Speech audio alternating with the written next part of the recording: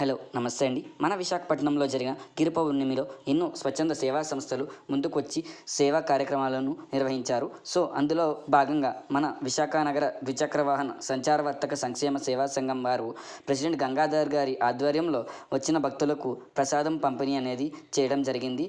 So అనంతరము committee సభ్యులు మీడియాతో మాట్లాడుతూ మరిన్ని వివరాలను తెలియజేయడం జరిగింది. ఇప్పుడు ఆ విజువల్స్ మన స్క్రీన్ పైన చూద్దాం. నమస్కారం.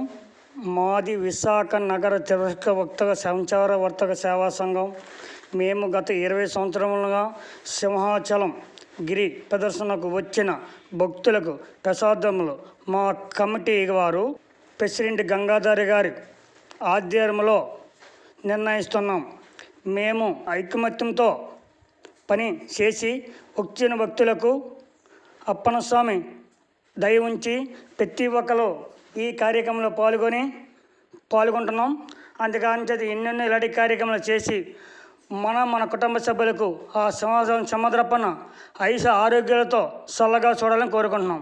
ఇట్లు మీ అభిమాన అప్పారావు.